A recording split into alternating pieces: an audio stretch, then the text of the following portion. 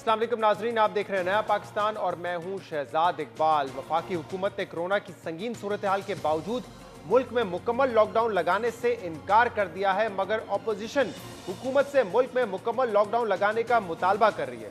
मुल्क में corona virus की तीसरी लहर शिद्दत इख्तियार कर गई है। केसेस की मुस्बत शरह और अमवात में तशवीशनाक हद तक इजाफा हो गया है।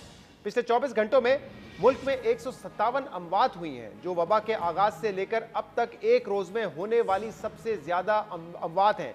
जबकि दूसरी तरफ मुल्क में कोरोना की मुस्बत केसेस की शरह भी 10% से बढ़कर 11.27% हो गई है। पिछले 24 घंटे में मुल्क में कोरोना वायरस के 5,908 नए केसेस रिपोर्ट हुए हैं।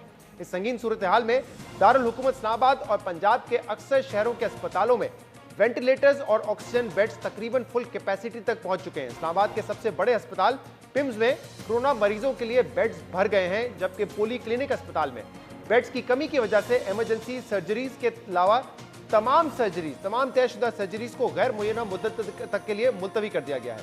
हालात की संगीनी को देखते हुए वफाकी हुकूमत ने अब यह ऐलान किया है कि अगर एक हफ्ते तक मामलात इसी तरह आगे बढ़ते रहे तो हुकूमत को लॉकडाउन की तरफ जाना पड़ेगा। अल्टीमेटली लोगों की ज़िंदगियां अगर ख़तरे में आएंगी तो फिर ये मईशत जो है ज़ाहिर है ये पीछे रह जाएगी और लोगों की ज़िंदगियां ज़्यादा अहम जो हैं वो हैं। सो हमें उसके लिए ड्रास्टिक इकदाम करने पड़ेंगे। अगर एक हफ्ते तक ये मामला जो हैं वो नीचे नहीं आए तो फिर हमें मुकम्मल लॉकडाउन का भी जो है वो सोचना पड़ेगा। वफाकी वज़ीर इत्तलात फवाद चौधरी कह रहे थे कि अगर एक हफ्ते तक हालात दुरुस्त नहीं होते तो मुकम्मल लॉकडाउन की तरफ जाना पड़ सकता है। फवाद चौधरी ने यह भी बताया है कि इस वक्त पंजाब के अक्सर शहरों के अस्पतालों में तकरीबन तमाम वेंटिलेटर्स भर चुके हैं। गुजरावाला में 88% वेंटिलेटर्स इस्तेमाल में हैं, मुल्तान में 85% और लाहौर में 83% वेंटिलेटर्स इस वक्त ज़ेरे इस्तेमाल है। इसी तरह हर गुजरते दिन के साथ ऑक्सीजन बेड्स की भी कमी होती जा रही है। कल वफाकी वुज़रा ने इस खतरे का इशारा भी दिया था कि इस वक्त मुल्क की पैदावार की 80 से 90% ऑक्सीजन ज़ेरे इस्तेमाल है। जबकि आज द न्यूज़ में वकार भट्टी की खबर के मुताबिक पाकिस्तान में ऑक्सीजन बनाने वाली कंपनियों ने भी खबरदार किया है कि कोरोना वायरस की मौजूदा लहर के दौरान अगर ऑक्सीजन की सनती शोबे को फराहमी ना रोकी गई तो अस्पतालों में ऑक्सीजन की शदीद कमी हो सकती है।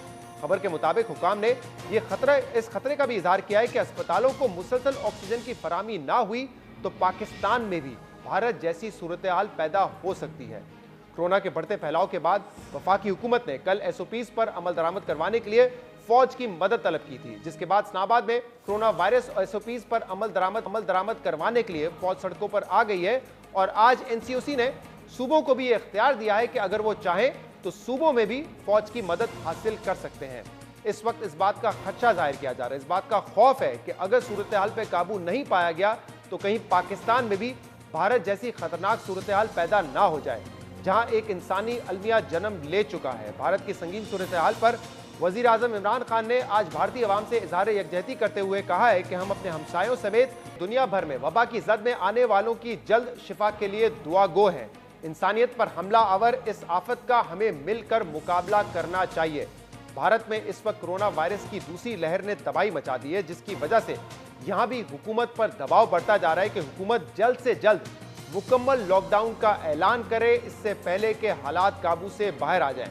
Chairman Pakistan peoples party Bilawal Bhutto Zardari ने आज अपने बयान में कहा है कि पंजाब और खैबर पख्तूनख्वा में कोरोना वायरस हुकूमती नाअहली की वजह से बेकाबू हुआ है।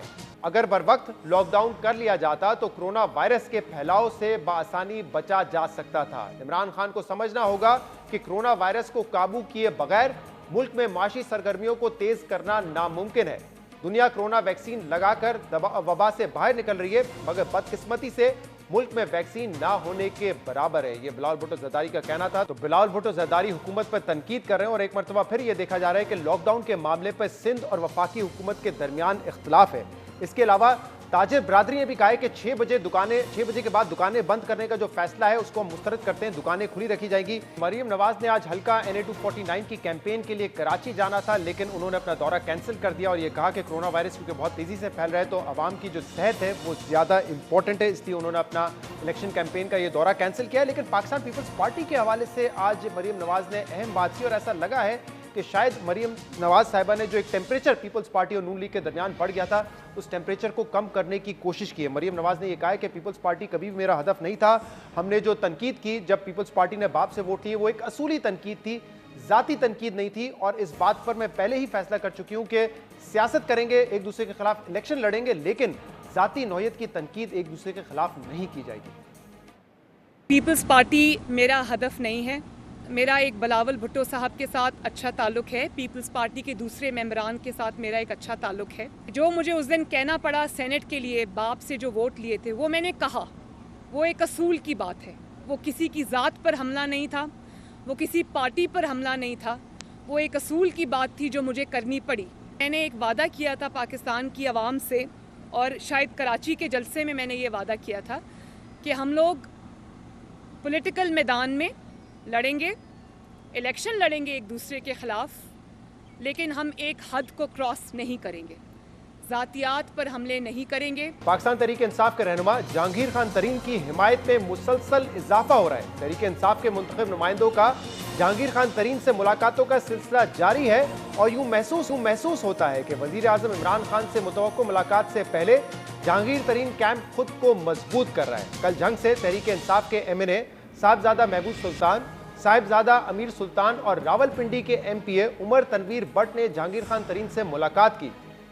तीनों अरकान ने जहांगीर खान तरीन से यकजहती का इजहार किया और कहा कि उनकी तमाम तर हिमायत जहांगीर तरीन के साथ है। जहांगीर तरीन पहले ही 30 से 40 अरकान असेंबली का दावा कर चुके हैं। जहांगीर तरीन ये कह चुके हैं कि उनको इस्लामाबाद से चंद लोगों ने राब्ता करके ये यकीन दहानी करवाई है कि उनके ग्रुप की वजीर आजम से जल्द मुलाकात हो जाएगी।